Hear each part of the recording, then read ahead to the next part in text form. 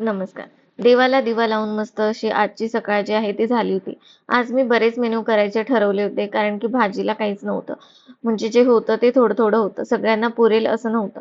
म्हणून एक भाजी करायची म्हणून त्याच्यामध्ये मी शेवग्याच्या शेंगांची भाजी केली होती.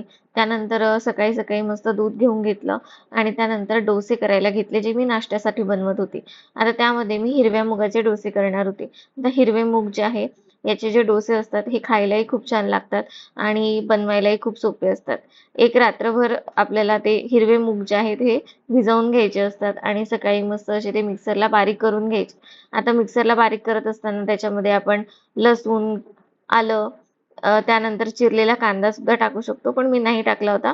मी लसूण आणि आल्याची पेस्ट जी आहे ती मूग दळतानाच त्याच्यामध्ये ॲड केली होती. त्यासोबत चवीनुसार आपल्याला पाहिजे तसं मीठ आणि तिखट आपल्याला वाटत असेल तर हिरवी मिरची ॲड करू शकतो दळतानाच, नाहीतर मग दळून झाल्यानंतर आपण त्याच्यामध्ये लाल तिखट ॲड करू शकतो. त्यानंतर मस्त असा दिवस कॉलेजमध्ये गेला. कॉलेजवरून आल्यावर मी आज पन्ह करायचं ठरवलं होतं. खूप दिवस झाले मी कैऱ्या आणल्या होत्या, पण त्याचं काही होतच नव्हतं.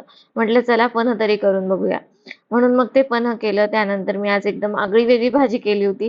ती म्हणजे उडदाच्या पापडांची भाजी, जी मी कॉलेजमध्ये एकदा खाल्ली होती आणि मला ती आवडली होती.